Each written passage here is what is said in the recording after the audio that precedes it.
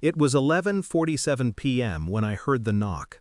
Soft, repeated, almost apologetic. I thought it was the wind until I heard her voice. "Grandpa?" When I opened the door, my granddaughter stood there, barefoot, shivering. Her nightgown clung to her knees, and her little hands were red from the cold. "He hit Mommy again." Her eyes didn't blink when she said it.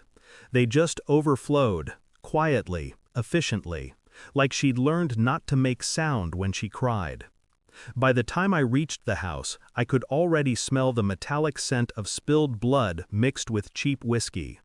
The living room was chaos, a broken lamp, a streak of something dark on the carpet, and her, my daughter, on the floor. Her face was swollen, her hair matted. She was breathing, but barely. Her husband sat slouched on the couch, beer in hand, eyes unfocused, like he was watching someone else's tragedy. I didn't speak, I just looked at him until he looked away. He mumbled something about it being an accident. I believed him. For that moment, I chose to. Because if I didn't, I might have killed him right there. She woke up 3 days later in the hospital. The nurses smiled at me, but I could feel the judgment behind their eyes. Another domestic story. Another silent victim. When she finally spoke, her voice was barely a whisper. "It's my fault, Dad. I made him angry." That sentence cracked something inside me that's never healed. I wanted to tell her no one deserves this, that I should have protected her better, that I should have seen what kind of man he really was, but I didn't. Instead, I said, "You're safe now." It was a lie, of course. Safety is just a word we use when we're too tired to fight anymore.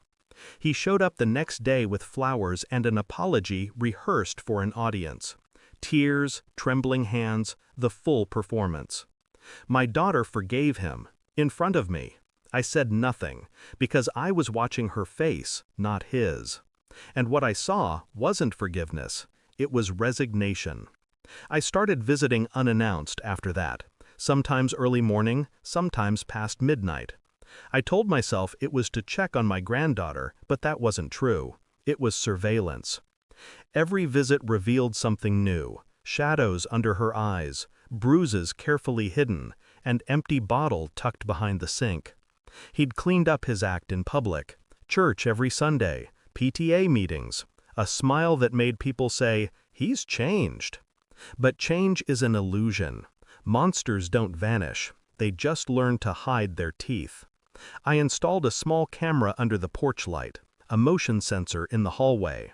She never asked why. Maybe she knew. Maybe she hoped I was wrong. Weeks passed.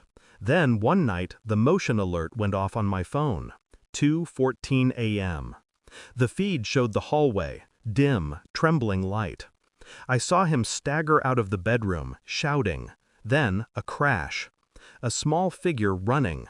My granddaughter. He chased her. I didn't hesitate. By the time I got there, the house was silent. Too silent. The police arrived minutes later. He answered the door, calm, sober, polite. Said there'd been a misunderstanding. Said she'd fallen. They found her in the kitchen, head against the counter, eyes open but unfocused. She survived, but something in her didn't. When the officers questioned my granddaughter, she clung to my coat. Her voice was a whisper. He said Mommy had to learn her place. That night, I reviewed the footage frame by frame.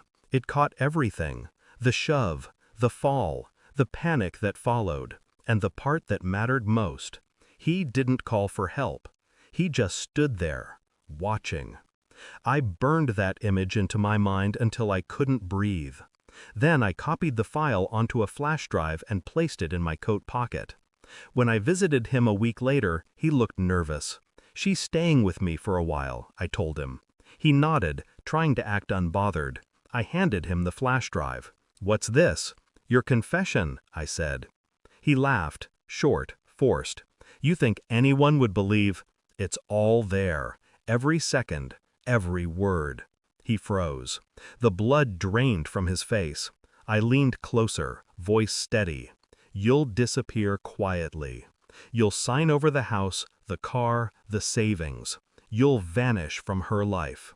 Because if you don't, I'll make sure that video plays on every screen in this town."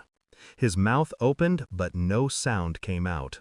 "I'm giving you mercy," I said, "something you never gave her." Then I walked out. And for once, he didn't follow. It's been 6 months. My daughter's laughter sounds different now. Fragile, uncertain, but real. My granddaughter sleeps through the night.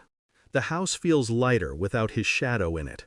Sometimes I catch her looking at me, like she knows I did something she's not supposed to understand. Maybe she does.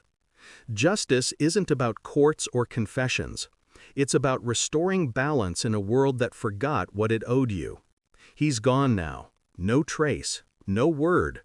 The police said he probably ran. I didn't correct them. Some truths are best left buried. When I close my eyes at night, I still see my daughter lying on that floor. But now, I also see her standing, breathing, free. And for the first time in years, I sleep without guilt. Because sometimes, to save someone you love, you have to become the thing you fear most. Thanks for watching. Don't forget to like, share, and comment. Subscribe now to Cheating Stories Insight World for more amazing stories.